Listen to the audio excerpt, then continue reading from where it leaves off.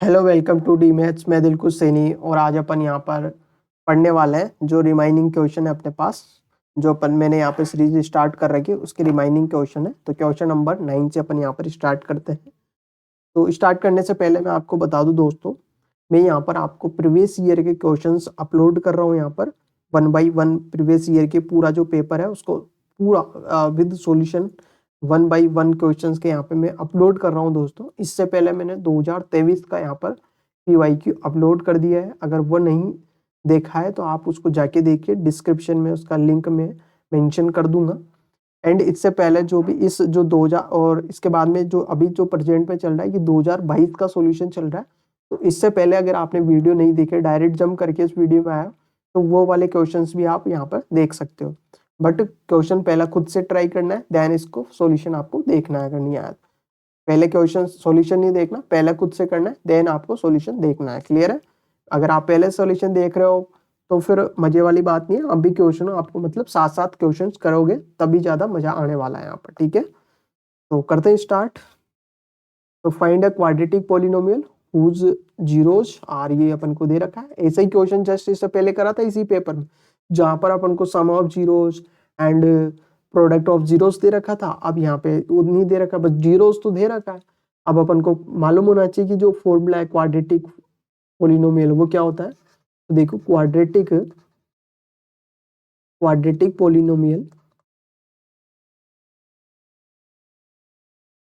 Polynomial का जो formula होता है वो होता है के फिर एक्स स्क्वायर माइनस यहाँ पे आएगा सम ऑफ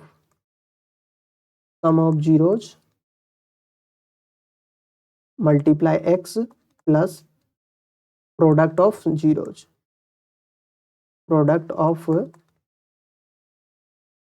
क्लियर है? ये ब्रैकेट अपन ने यहाँ पे लगा दी। तो देखो, और वेयर में यहाँ पे लिख देता हूँ वेयर के इज रियल। ठीक है, तो वैल्यू पुट कर दीजिए। देखो के x square minus sum of zeros.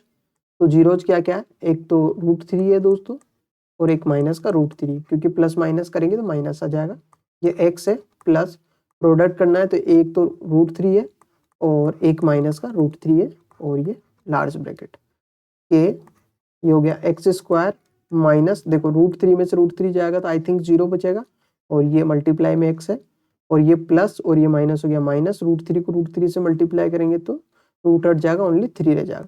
ये हो गया के एक्स स्क्वायर माइनस का 3 अपने पास हो गया यहाँ पर। तो और अपन इसको और लगा के ये भी लिख सकते हैं अपन दोस्तों। यहाँ पर अपन कर लेते हैं और लगा के अपन इसको एक्स स्क्वायर माइनस 3 भी अपन लिख सकते हैं। ठीक है, और ये दोनों ही अपने पास यहाँ पर आंसर हो जाएगा। तो इस तरीके से इसको इजीली अपन यहाँ पर सोल्व कर सकते हैं दोस्तों। तो आशा करता हूँ ये क्वेश्चन आपको अच्छे से समझ में आ गया होगा। नेक्स्ट क्वेश्चन की ओर चलते हैं। क्वेश्चन नंबर 10 क्या बोल रहा है, find the ratio in which y axis divides the line segment joining the points. ये है, अपन को रेशियो निकालना है। बहुत इजी क्वेश्चन है दोस्तों। 2 पॉइंट है, दोनों पॉइंट को अगर अपन ज्वाइन करते हैं तो ये वाई एक्सिस को क्या कर रहा है, इंटरसेक्ट कर रहा है। मतलब वाई एक्सिस को डिवाइड कर रहा है, मतलब वाई एक्सिस को कट करते हुए निकल रहा है।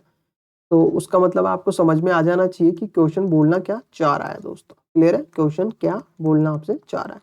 आपको निकालना है इनका रेशियो। क्या निकालना है? रेशियो। मतलब मान लीजिए m1 रेशियो m2। ठीक है, in which y axis divides the line segment, मतलब वाई एक्सिस क्या कर रही है, डिवाइड कर रही है लाइन सेगमेंट। अब वाई एक्सिस हमें पता है यहाँ से निकलेगी इस पॉइंट से, हमें पता है कि x का कोऑर्डिनेट 0 होगा। भाई ऐसे ही है ना ये तो। भाई मान लो ये वाई एक्सिस है, इस वाई एक्सिस से ये लाइन निकल रही है यहाँ पे। ठीक है, तो यहाँ पे डिवाइड हो गया, तो यहाँ पे कोऑर्डिनेट तो x का तो 0 होगा और y का पता नहीं क्या है। यहाँ पर जो कोऑर्डिनेट होगा तो वो y और 0 y होगा ना। सबसे मेन पॉइंट बात यहाँ पे तो यही तो है दोस्तों। क्योंकि अगर ये चीज मालूम चल गई ना भाई यहाँ पे ये बोल क्या रहा है, इसका मतलब क्या है, तो क्वेश्चन हो ही जाएगा। अब जब भी अब अपन को रेशियो निकालना है तो एक फॉर्मूले से निकल जाएगा। अब जिसकी वैल्यू निकल रही है तो y का लगा दो, ये x का, बट यहाँ पे x की वैल्यू दे रखी है तो x का फॉर्मूला लगाओ। क्या होता है देखो, वैसे मैं बता देता हूँ दोनों फॉर्मूले यहाँ पर क्या होते हैं। देखो x का फॉर्मूला होगा यहाँ पर दोस्तों, बिल्कुल इजी है। देखो m1 1 के बाद में 2 प्लस m2 2 के बाद में वापस 1 पे आना है, और अपॉन में दोनों का सम अपन को कर देना है। ये तो अपने पास होता है x का फॉर्मूला, और ऐसे अगर y की बात करें तो y का फॉर्मूला होता है m1y2 प्लस m2y1 अपॉन, हम कर देना है m1 का और m2 का।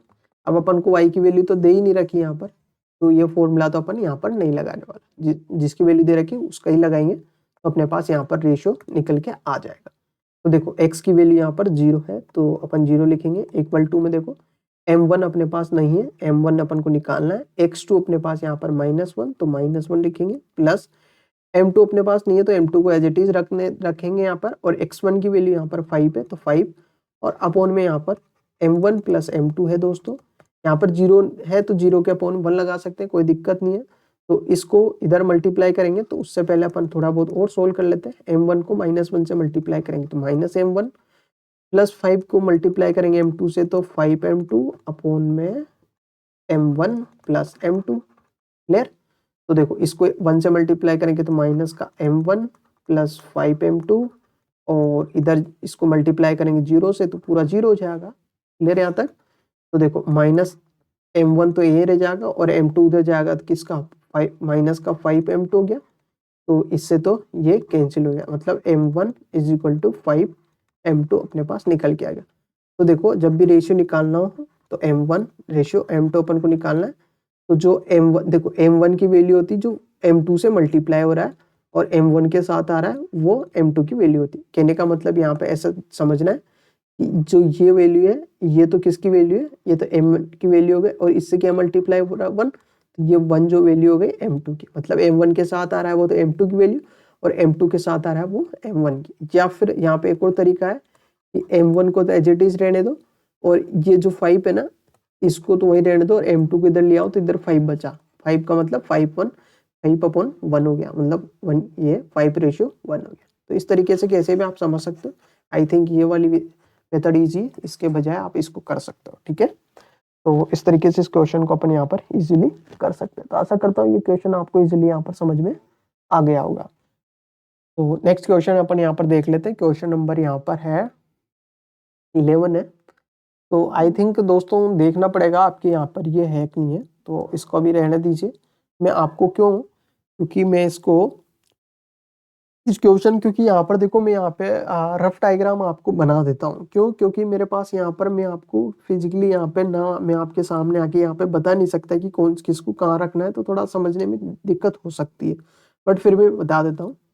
जब भी ऐसा क्वेश्चन आए ना, लाइन ड्रॉ करनी है, सेगमेंट ऑफ लेंथ 7.6 सेंटीमीटर है, डिवाइड करना है इन दोनों को 1:2 में, तो वैसे तो भारी नहीं है, कर सकते अपन। पहले तो सबसे पहले तो स्केल की हेल्प से अपन को यहाँ पर 7.6 सेंटीमीटर की एक लाइन सेगमेंट खींचनी है। उसके बाद में एक एक्यूट एंगल अपन को यहाँ पर इस तरीके से बनाना है, ठीक है। और एक्यूट एंगल बनाने के बाद जो रेशियो है ना इन दोनों का अपन को सम करना है पहले, तो कितना आ रहा है 3। तो इस लाइन पे अपन को इक्वल इक्वल 3 आर्क लेने हैं, मतलब अपन को कंपास मतलब खोल लेना है। मान लो यहाँ पे मैंने रखा और इतना सा खोल लिया, तो एक आर्क यहाँ काटा, फिर कंपास को यहाँ से उठा के अब यहाँ रखा, फिर यहाँ से एक आर्क यहाँ काटा, फिर यहाँ से उठा के एक आर्क यहाँ काट, और बरोबर होने चाहिए आर्क सारे, ठीक है। तो ये A1 आर्क हो गया, ये A2 हो गया, और ये A3 हो गया। और जो A3 वाला आर्क आ रहा है ना इसको ज्वाइन कर दीजिए आप यहाँ से, किससे, इस वाले से, ठीक है। ज्वाइन करने के बाद अपन को 1:2 में कन्वर्ट करना है, मतलब ये 1, ठीक है, तो यहाँ से और ये इधर 2 रेशियो हो गया, क्लियर है। मतलब इस हो गया ना, 1 पार्ट इधर आ रहा है, 2 पार्ट इधर आ रहे हैं, मतलब 1:2 का हो गया। अब यहाँ पे जितना एंगल बन रहा है ना, यहाँ पे ये वाला जितना एंगल बन रहा है ना, ये वाला उतना ही एंगल अपन इस पॉइंट पे बना देंगे। तो वो कैसे बनाना है, देखो यहाँ पर आपको कंपास रखना है, कंपास यहाँ रख के आपको खोलना है, आपकी इच्छा उतना। मान लीजिए आपने यहाँ तक खोला तो इसको घुमा दो, घुमा दिया। तो अभी इसी कंपास को आपको, अब एक चीज आपको यहाँ पे ध्यान रखनी है दोस्तों, क्योंकि यहाँ पे अगर इतना इससे ज्यादा खोलोगे तो फिर इतना बाहर निकल जाएगा। तो आपको क्या करना है, इतना खोलना है, ज्यादा नहीं खोलना, इतना खोला। तो अब इसी को चेंज नहीं करना और यहाँ रखना, यहाँ उठा के रखोगे तो, और इधर यहाँ पे भी आर्क अपन को यहाँ पे ले देना। अब आपको क्या करना है, यहाँ पे कंपास को रखना है, मेजर करना है यहाँ तक का, यहाँ तक का, मतलब यहाँ रख के यहाँ तक का मेजर करना है, और उसको उठा के यहाँ रखना है, और ये अपन को यहाँ पे आर्क काट देना है। मतलब इधर आगे कटेगा दोस्तों, इधर कटेगा,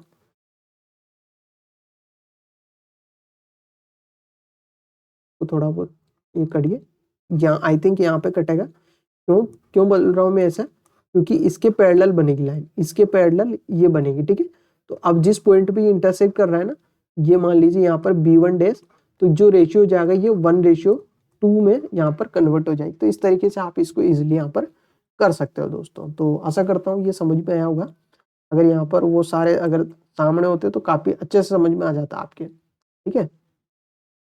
नेक्स्ट क्वेश्चन है 12th वाला, इफ साइन ए 3/5 दे रखा है, find the value of ten A plus cos है। तो इसको अपन दो तरीके से यहाँ पे कर सकते हैं। पहला तरीका है कि अपन को यहाँ पर इनके जो ट्राइंगल बनाना है, ट्राइंगल की हेल्प से यहाँ पे पहले तो जो वैल्यू है तीन में, जैसे लेंथ, जैसे बेस है, हाइपोटेनियस है और परपेंडिकुलर है, वो निकाल ले अलग अलग, देन इनकी वैल्यू निकाल के पुट कर दें, या फिर साइन से ही अपन टेन ए निकाल ले, कोस ए निकाल ले, उस तरीके से कर सकते हैं। तो मैं दोनों मेथड यहाँ पर बता देता हूँ। देखो पहले तो मैं यहाँ पर टेन की और कोस की वैल्यू अपन को चाहिए और दोनों को प्लस करना है। तो पहले कोस की वैल्यू में निकाल लेता हूँ। कोस की वैल्यू निकालने का फॉर्मूला अपन को पता है कि कोस ए, आइडेंटिटी अपन को मालूम होनी चाहिए, क्या होती है दोस्तों, 1 - कोस स्क्वायर ए हो जाएगा, सॉरी साइन स्क्वायर ए हो जाएगा, ठीक है। ये कोस की फॉर्मूला होता है। तो हम लिख देंगे यहाँ पे, वैल्यू पुट कर दीजिए, साइन की वैल्यू दे रखी है तो 3/5 का होल स्क्वायर करेंगे तो यहाँ पे आएगा देखो 1 - 3 का स्क्वायर 9, 5 का स्क्वायर कितना हो जाएगा दोस्तों 25। यहाँ पे एलसीएम लेंगे अंदर, तो देखो एलसीएम लेंगे तो क्या आएगा, यहाँ पर आ जाएगा 25, तो यहाँ पे होगा 25 - 9, ये सब आपको आना चाहिए, एलसीएम लेना ही कोई बड़ी बात नहीं है दोस्तों। क्या माइनस करेंगे तो यहाँ पर 16 आ जाएगा और यहाँ पर 25, 16 और 25 का अपन स्क्वायर रूट निकालेंगे तो इसका तो 4, इसका 5 आ जाएगा। अब कोस भी आ गया, साइन अपने पास यही सही। अब अपन को टेन निकालना है। टेन का जो फॉर्मूला होता है वो क्या होता है दोस्तों, वो होता है कि साइन ए अपॉन कोस ए होता है, और दोनों की वैल्यू अपने पास है। साइन की वैल्यू अपने पास 3/5 और कोस की वैल्यू 4/5। ये 5 से 5 कैंसिल, तो क्या आ गया अपने पास 3/4 आ गया। तो अब क्या करना है, अपन को वैल्यू निकालनी है, अपन को टेन ए प्लस कोस ए की निकालनी है।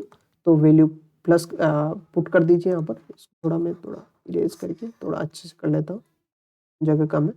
तो देखो अपन को वैल्यू निकालनी 10 ए प्लस कोस ए की, इसकी निकालनी, तो निकाल सकते हैं अपन इजीली यहाँ पर। कैसे, 10 ए की वैल्यू आई 3/4 प्लस यहाँ पर कोस की वैल्यू आई 4/5। एलसीएम आएगा 20, 4 से 20 को डिवाइड करेंगे 5, 5 3 जा 15 प्लस 4 को 20 से डिवाइड करेंगे 4, 4 4 जा 16 हो गया। क्लियर है, सॉरी प्लस कर लीजिए, 5 और 6 हो गया यहाँ पे 11, 1 कैरी 2 और 1 3, मतलब 31/20 अपने पास यहाँ पर आंसर आ रहा है। एक तरीका तो ये है दोस्तों। दूसरा तरीका है जो इजी है मेरे अकॉर्डिंग, अब आप बताना कैसा है आपके अकॉर्डिंग, कमेंट करके, भाई इजी है हार्ड है। देखो आपको पहले तो ट्राइंगल बना लेना है।